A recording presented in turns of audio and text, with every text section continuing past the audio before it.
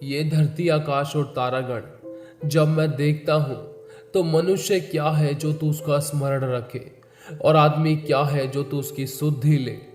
क्योंकि परमेश्वर ने मनुष्य को अपने से थोड़ा ही कम बनाया है और महिमा और प्रताप का मुकुट उसके सिर पर रखा है। और तूने मनुष्य को अपने हाथों के कार्यों पर प्रभुता दी है। तूने उसके पांव तले सब कुछ कर दिया। फिर भी परमेश्वर ने जगत से ऐसा प्रेम किया कि अपने एक लौते पुत्र प्रभु यीशु को दे दिया, जिसने हमारे रोगों को सह लिया और हमारे ही दुखों को उठा लिया।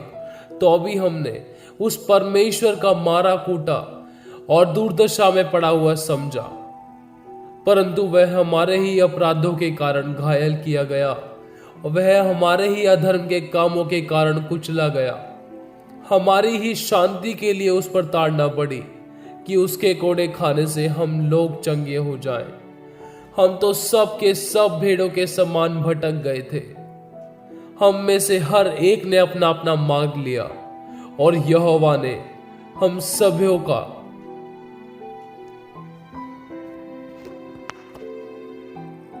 सभी के धर्म का बोझ उसी पर लाद दिया। और कहते हैं कि क्रूस पर वो एक मांस का लोथड़ा दिखाई पड़ रहा था, फिर भी उस यीशु ने हमारे सभी पापों का क्षमा किया, ताकि जो कोई उस पर विश्वास करे वह नाश न हो परंतु अनंत जीवन पाए। क्या ये कम है? एक बार अपने आप से पूछ कर तो देखो। क्योंकि वचन कहता है कि तुम प्रार्थना करते हो और तुम लालसा रखते हो और तुम्हें मिलता नहीं है, इसलिए तुम हत्या, पाप और डाह करते हो और कुछ प्राप्त नहीं कर पाते। और तुम झगड़ते, लड़ते और बुरे शब्द कहते हो और बिल्कुल नहीं सहते हो, इसीलिए तुम्हें नहीं मिलता। तुम मांगते तो हो और पाते नहीं, इसीलिए कि बुरी इच्छा से मांगते हो ताकि अपने भोग विलास में उड़ा दो। क्या तुम नहीं जानते, संसार से मित्रता करना परमेश्वर से बैर करना है। तुम्हारी जुबान के वश में जीवन और मृत्यु दोनों है। जो इसे काम में लाना जानता है वो इसका फल भोगेगा। मनुष्य अपनी बुरी अभिलाषाओं में फंसता है और अभिलाषा गर्भवती होती है और वो पाप को जनती है, जिसका फल मौत है। जब सुख और आनंद हो तब परमेश्वर से कोई शिकायत नहीं रहती, और दुख और समस्या के आते ही परमेश्वर से शिकायत होने लगती है। अधिकतर लोग यह कहते सुने जा सकते हैं कि परमेश्वर ने ऐसा क्यों किया, या परमेश्वर ने मेरे साथ ऐसा क्यों होने दिया, मेरे ही साथ ऐसा क्यों होता है। कुछ और भी शिकायतें रहती हैं, जैसे कि परमेश्वर मुझसे नाराज है, वो मेरी प्रार्थनाओं का उत्तर नहीं देता, या उसने मुझे छोड़ दिया है। अहम सवाल तो यह है कि क्या आपकी सोच सही है? क्या आप परमेश्वर के बारे में सही अनुमान लगा सकते हैं? परमेश्वर को गहराई से समझना बहुत जरूरी है। ज्यादातर लोगों ने परमेश्वर या शैतान को अपना निशाना बना रखा है, और पूरी मानव जाति के लिए परमेश्वर का वचन कहता है कि प्रभु यीशु मसीह हमारे सभी गुनाह, पाप और अपराधों की दया और माफी है, जो एक ही बार क्रूस पर पूरी हो चुकी है। अब बार बार बलिदान नहीं देना है, लेकिन हम लोग बार बार पाप करके उसके घाव को हरा भरा करते हैं और उसे वही दर्द फिर देकर क्रूस पर चढ़ाते हैं, और बार बार शैतान पर दोष लगाकर उसकी महिमा करते हैं, या परमेश्वर को बुरा बुरा बोलकर उसको अनजान बना देते हैं।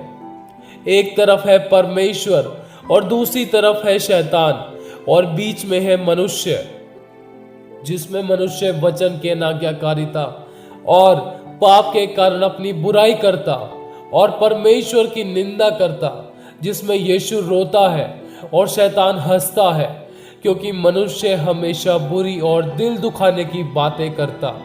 वह अपने और परमेश्वर को कोसता है कि ये सब तेरी वजह से हुआ। अगर तू है तो साबित कर।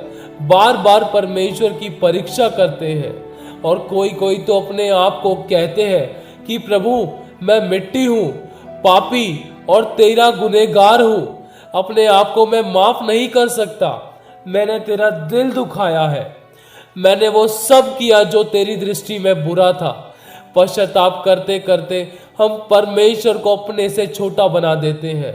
जब परमेश्वर ने हमें माफ कर दिया तो क्या हम उससे बड़े हैं जो हम अपने आप को माफ नहीं कर सकते? एक तरफ यीशु कहता है, मेरे बच्चे, मैंने तेरे लिए मार खाई है, मैं तेरे लिए कंगाल हो गया और तेरे लिए अपनी जान दी है। तू फिर से खड़ा हो और गलत कहना बंद कर। मैं तुझसे अभी भी प्यार करता हूं और मेरे पास आ और इस शैतान के सर को कुचल। लेकिन मनुष्य यीशु की आवाज को ना सुनकर शैतान का निशाना बनता है और दुखी होता है, क्योंकि जब बचाने वाले का हाथ हटा दिया गया तो दुनिया की कोई और ताकत नहीं बचा सकती। और दूसरी तरफ वही शैतान जिसको परमेश्वर ने श्राप दिया और कहा कि तू सांप की तरह पेट के बल चलेगा, और वह सांप जो शैतान है कहता है, देख यही है ना तेरे हाथों की रचना, जिसके पैरों तले तूने सब कुछ कर दिया और स्वर्ग और पृथ्वी का सारा अधिकार दे दिया, जो खुद को और तुझे दोषी ठहराता और बुरा कहता है, जिसके कारण तू आज भी रोता है। देख ले, अब मैं इसके ऊपर रेंगूंगा और इसका नाश कर डालूंगा, क्योंकि इसने अपने अधिकार और तेरे पुत्र यीशु पर पूरा विश्वास ना किया। क्योंकि विश्वास करने और उसमें बने रहने में जमीन आसमान का अंतर है। और जिस पाप के कारण ये परीक्षा में पड़ा था, स्थिर ना रहा और धीरज ना धरा और हमेशा अपनी इच्छा को पूरा करने के लिए पाप ही का रास्ता चुना, जिसके कारण आज ये इस विपत्ति में पड़ा है। और दूसरी तरफ यीशु रोते रोते कहता है, मेरे बच्चे, तू समस्या को नहीं, सिर्फ मुझे पुकार, क्योंकि मैंने जीवन और मृत्यु की बातें तेरे सामने रख दी है, लेकिन चुनाव सिर्फ तेरा ही है। मैं अपने वचन से बंधा हुआ हूं और तेरे सही चुनाव का इंतजार करता हूं, जो तू नहीं कर पा रहा, जिसमें इंसान एक दिन पाप ही में अपना दम तोड़ देता है, जिसे कोई नहीं बचा पाता, क्योंकि मनुष्य का चुनाव ही शारीरिक अभिलाषाएं है, जो धन दौलत, गाड़ी, बंगला, लड़की और घमंड है, जिसका फल अनंत काल का दंड है, जिसकी आग कभी नहीं बुझती और जिसका कीड़ा कभी नहीं मरता। और इस दंड से धरती के ऊपर और आकाश के नीचे सिर्फ प्रभु यीशु मसीह के सिवाय कोई दूसरा नाम नहीं है जो हमें बचा सके। फिर भी चुनाव हमारा है। यदि हम समस्या को ना पुकार कर सिर्फ परमेश्वर के वचन को और यीशु ही को पुकारते रहे, तो उसका वचन कहता है कि वो हमें धधकते हुए आग के भट्टे में से निकालने की सामर्थ्य रखता है। जैसा कि लिखा है कि उसने अपने बच्चों को, जिन्हें आग में फेंक दिया गया और आग को कई गुना बढ़ा दिया गया, फिर भी उन्हें आंच न लगी, और लाल समुद्र को दो भाग कर दिया। शैतान मूसा और परमेश्वर के लोगों को छू भी न सका और लाजर को जिंदा किया। कब्र भी लाजर को ना रख पाई। हनोक और एलिया को और अपने पुत्र यीशु को जिंदा स्वर्ग में उठा लिया। धरती भी उनका बोझ ना सह पाई, क्योंकि वो सर्वशक्तिमान परमेश्वर की ओर हमेशा ताकते थे और उनके वचन के अनुसार चलते थे। और परमेश्वर अपने बच्चों के द्वारा शैतान का सर कुचलवा देता और वो चला जाता, जैसे कि अय्यूब के जीवन में से हार कर गया। और अय्यूब ने जो कुछ खोया था, परमेश्वर ने उसे कई गुना उसके मांगने और उसके सोचों से कहीं ज्यादा बढ़कर दिया, जो उसने अपनी खुली आंखों से देखा और परमेश्वर का धन्यवाद किया। परमेश्वर का वचन कहता है कि मैंने तेरे पापों के अनुसार तुझसे व्यवहार नहीं किया और ना तेरे अधर्म के कामों के अनुसार तुझे बदला दिया। आज फिर से प्रभु आपसे कहता है कि बार बार मुझे रो रो कर ये कहना बंद कर कि मैं परीक्षा में हूँ, मैं परेशान हूँ या बीमार हूँ। अब से सिर्फ मेरे वचनों को मानने और उस पर चलने वाला बनकर शैतान और अपनी समस्याओं से हंस हंस कर ये कहना शुरू कर कि लिखा है कि परमेश्वर मेरे साथ है, लिखा है मेरी कुछ हानि नहीं हो सकती, लिखा है परमेश्वर मेरी भलाई अब भी कर रहा है, और लिखा है मेरी प्रार्थना सुन रहा है, लिखा है उसने मेरी चिंता परेशानी को ले लिया है और मेरे बोझ को उठा लिया है। लिखा है वो मुझे अपनी आंख की पुतली की नाई संभाले रहेगा। लिखा है कि परमेश्वर शैतान को मेरे पैरों के नीचे कुचलवा देगा और मेरे पांव की चौकी कर देगा। लिखा है वो मुझे कभी नहीं छोड़ेगा और कभी नहीं त्यागेगा। लिखा है मैं परमेश्वर की योजना में हूँ। लिखा है कि शैतान तू मुझे छू नहीं सकता, मेरा न्याय परमेश्वर चुकाएगा।